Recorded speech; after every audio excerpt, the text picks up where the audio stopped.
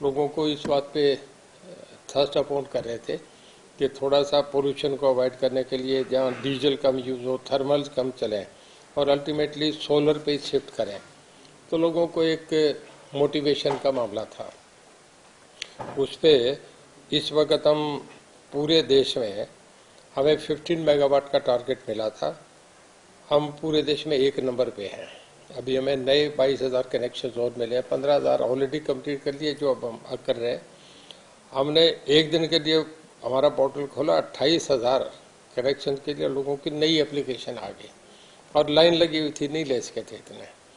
तो लोगों ने बड़ा अच्छा उत्साह है न्यू रिन्यूएबल एनर्जी के लिए। जो सोलर के पंप हैं 5 हाउस पावर से लेके 7.5 और 10 के, इसमें 30% तो गवर्नमेंट ऑफ इंडिया से हमें सब्सिडी मिलती है, 45% स्टेट देती है। तो हमारा 75% सब्सिडी फार्मर्स के हेड पे खाली 25% आता है। तो लोगों में बड़ा प्रोत्साहन है इसके लिए, लोग बड़े तेजी से इसकी ओर आ रहे हैं। तो मेन तो इस इशू पे था। बाकी आप पूछें कोई विशेष बात हो तो खुले बातें करें। पीएम कुसुम योजना के तहत जो आज ये कार्यक्रम हुआ है, जिसमें मुख्यमंत्री जी ने लाइव जुड़कर ये क्या प्रधानमंत्री जी का कुसुम योजना पे है। उस पे पूरे देश में लोगों ने बहुत इसे पसंद करा है और फार्मर्स को थोड़ा सा उन्हें सस्ता और ठीक मिले इस करके इसको चलाया गया है, जिसमें 75% सब्सिडी है। तो मतलब आप ये समझे कि लाइन लगती है इसको कनेक्शन लेने के लिए। अब गवर्नमेंट कितना दे सकती है, कर रही है। एक अच्छा है लोगों का मन बदलने के लिए कि उस पे डीजल पे या थर्मल पे उस एनर्जी से हट के लोगों को सस्ती मिले।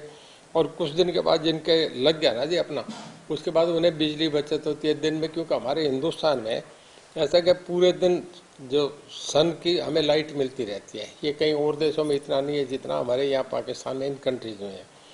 तो सोलर एकदम पूरे दिन में तैयार हो जाता है, जितना उसको तो सारा उसी से बनना होता है ना। तो लोगों को अपने घर में जो लगाया होगा कुछ दिन बाद फ्री हो जाता है, फ्री बिजली है। जो इतने इतने बड़े बिल आ रहे हैं उससे एक बचत होती है। 15,000 तो ऑलरेडी हमने लगा दिए। मेरे ख्याल में 15 नहीं 18 के करीब लग गए। बाकी अगले जो है कोई 19,000 वो भी लगने जा रहे हैं जी।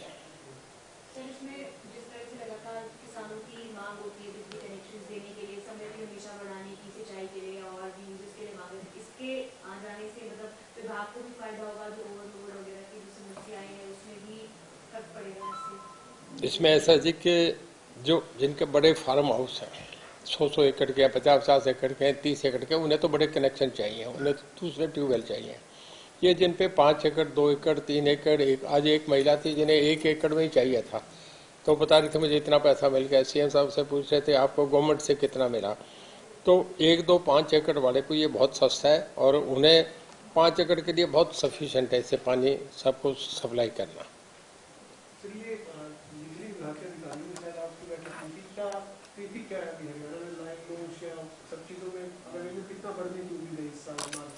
थोड़ा सा हटा लें। कितना बढ़ने की उम्मीद है सर इस बार बिजली विभाग का? देखिए हमारा मार्च टू मार्च होता है, तो एग्जैक्ट फिगर तो हम मार्च में देंगे, पर काफ़ी नीचे आ रहा है हमारा। अब आप ये समझे कि 14 से नीचे आएगा जी। अब बाकी तो हम जब ये हो जाएगा तो उस दिन बता सकूँगा, पर बहुत हमारा बहुत हम जो सोच रहे थे उससे भी अंदाजे से बढ़िया। जो कंटिन्यूसली साइमल्टेनियसली रेड हुए, इसका बहुत अच्छा मैसेज गया, एक स्ट्रॉन्ग मैसेज गया कि चोरी नहीं करने। जैसे चोरी रुकी उतना लाइन लॉस कम होता जा रहा है।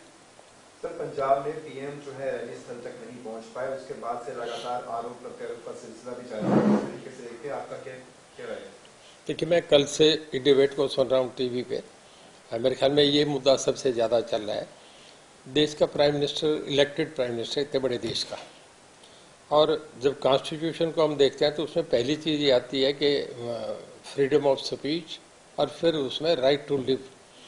आदमी को सिक्योरिटी और जीवन की सुरक्षा सबसे महत्वपूर्ण है। अगर देश के प्रधानमंत्री के लिए ऐसी स्थिति बनती है तो ये बहुत अनफॉर्चुनेट है। मतलब जिससे कहें उतना ये बहुत आप समझें कि बहुत गंभीरता का विषय है। अगर ऐसे होगा तो कल को इसमें पंजाब की अपनी बदनामी भी है। कल को कोई भी आदमी आएगा कि यार पंजाब में तो प्राइम मिनिस्टर भी वहाँ भी सेफ नहीं है, उन्हें भी ये हो गया। तो मैं समझता हूँ कि सरकार की बहुत बदनामी है। मौजूदा जो गवर्नमेंट है उसके लिए ये एक बहुत चैलेंज है, उसे अपनी स्टेट को कैसे संभाल पाएंगे। आप प्राइम मिनिस्टर आए और उसके लिए भी अगर आप सिक्योरिटी कॉरिडोर नहीं दे सकें तो बहुत अनफॉर्चुनेट है। तो जिस तरीके से विपक्ष कह रहा है कि सेंट्रल एजेंसीज और स्टेट एजेंसी का ये मामला था, इसपे सारा जो भार है वो स्टेट एजेंसी पे थोपा जा रहा है, हालांकि सेंट्रल एजेंसी भी बराबर की ही जिम्मेवार है। देखिए, अमेरिका का राष्ट्रपति आता है तो वहाँ की सिक्योरिटी थोड़ी आएगी, उनको एक पहला कवर तो उन्हें मिल सकता है कि उनके 50-40-100 आदमी उनके साथ रहे, बाकी तो हमारी ड्यूटी है सारी। एयरपोर्ट पे वो थोड़ी रखवाली करेंगे, जहाँ होटल में रुकेंगे या कहीं वो प्रेसिडेंट हाउस में रुकेंगे तो वहाँ तो हमारी सिक्योरिटीज होगी।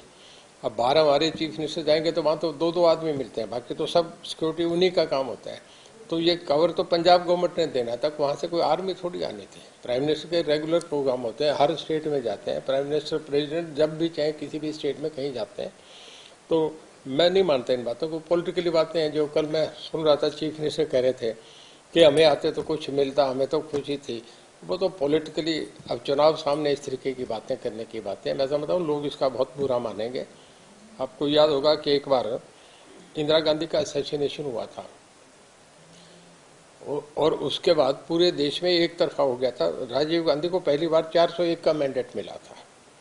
मेरा कहने का मतलब कि लोगों को प्राइम मिनिस्टर के लिए कोई इस तरीके की बात हो, चाहे वो कौन पार्टी में है, किस में है, पर वो तो हेड ऑफ द स्टेट है ना जी।